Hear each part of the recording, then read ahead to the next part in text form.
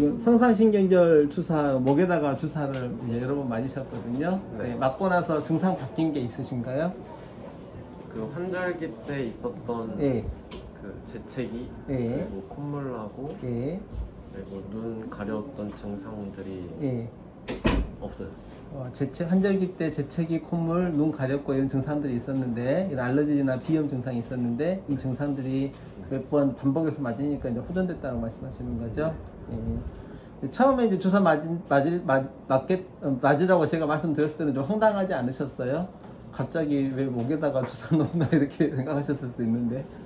그래서 선생님께서 예.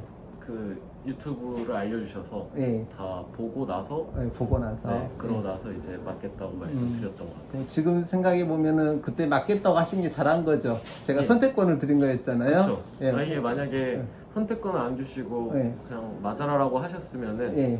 제가 찾아보지도 않았을 거고, 예. 그리고 이렇게 오랫동안 제가 맞겠다고 하지도 않았을 거예요. 그렇죠. 예. 근데 찾아보라고 하셔서 예. 제가 찾아봤고, 예. 그래서 이제 제가 맞겠다고 예. 말씀을 드리면서 이게 본인이 어떤 치료를 받고 왜 받는지를 한번 좀 생각해 보게끔 하는 것이 필요하고요.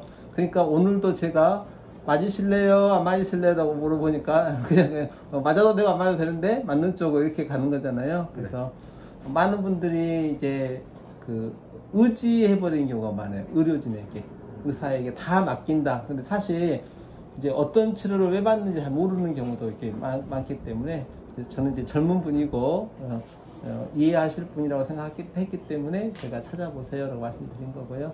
그래서 이제 그래도 치료 잘 받아주셔가지고 지금 많은 증상들이 좋아져서 저도 기쁘고 다행이에요. 네, 고맙습니다. 예. 감사합니다.